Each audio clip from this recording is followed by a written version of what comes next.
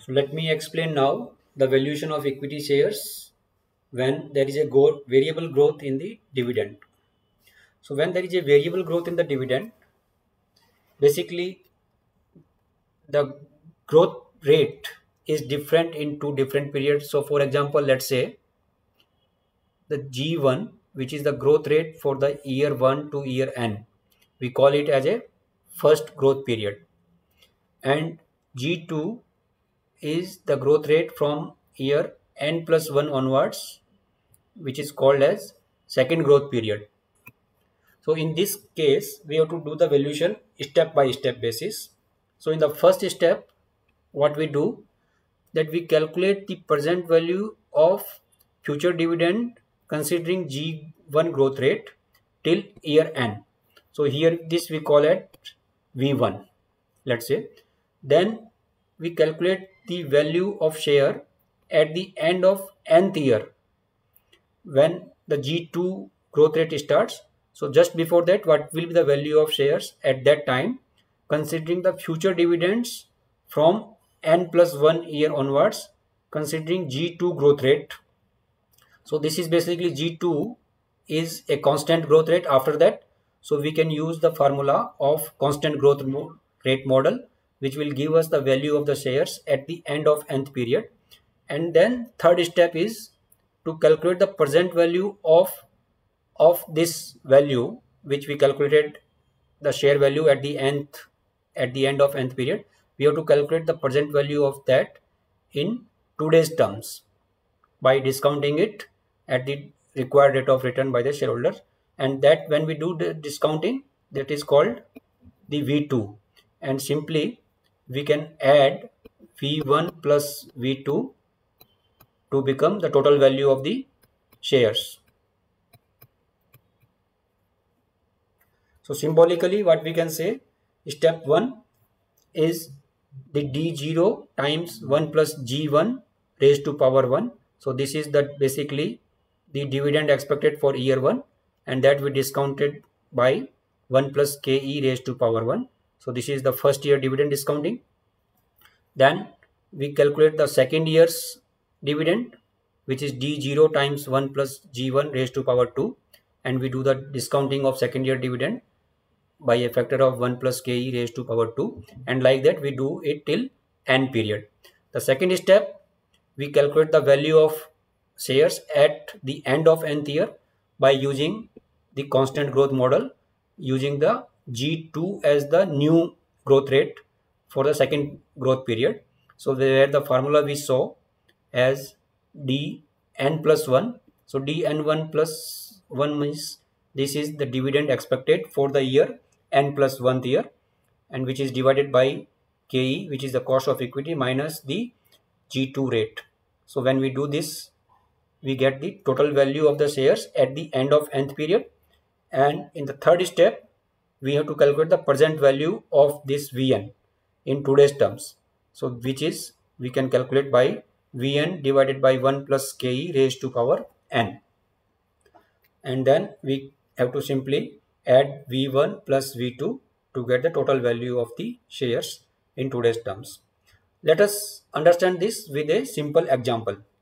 So let's say a company has paid a dividend of $2 per share at the time of D0, that means last year, and which is expected to grow at 10% for next 5 years. So G1 is 10%, and then 5% thereafter from 6th year onwards. So G2 is 5% for infinity. Now if the cost of equity, that is the KE, or required rate of return by the shareholders, is let's say 12% per annum, then what will be the share value? What should be the share value of such company? So let me explain this. Here we know D0 is equal to 2, and G1, which is the growth rate for the first period, is 10%. G2, which is the growth period for the second period, is 5%, and the expected rate of return by the shareholders is 12%. So first we can calculate the value of first 5 years dividend, present value of that. So we know that first year's dividend will be 2.2, which is derived from the base year dividend of $2 increasing by 10% per annum. So first year dividend will become 2.2 here, which is again increasing by 10% per annum. So it becomes 2.42 for second year, 2.66 for third year, 2.93 for fourth year, and 3.22 for fifth year. And we have to calculate the present value of each of these dividend by using the PVDF factor at 12%. So PVDF, we know the formula is 1 divided by 1 plus R raised to power n. So this is the value comes for each of the PVDF for the each year, year 1 to year 5. And when we multiply the dividend for that year with the respective PVDF, we get the total present value here for each year's dividend payment. So first year becomes 1.96, second year 1.93.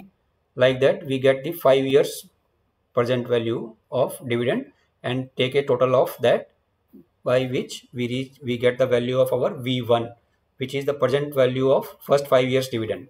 So this is V1. Now the second step is to calculate the value of shares at the end of fifth year based on the future expected dividends from sixth year onwards. So how do we calculate that?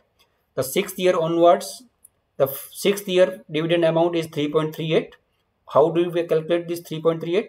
This is basically the fifth year dividend was 3.22 and the expected rate of dividend in from sixth year onwards is 5%. So 3.22 times 1.05, that becomes 3.38.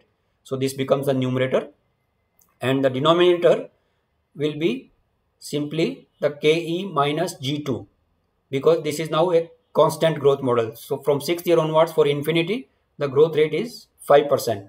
So it becomes like a constant growth model.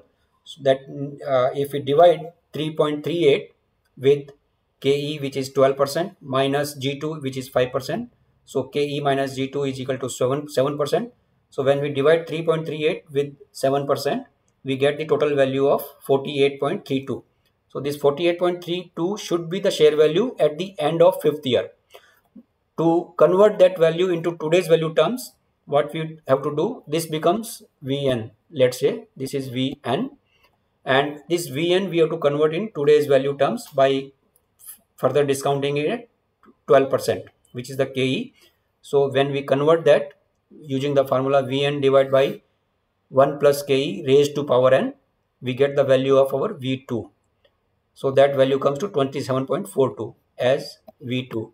When we add V1 of 9.48 plus V2 of 27.42, we get the total value of 36.89 in today's value terms for this variable growth model of dividend. Thank you.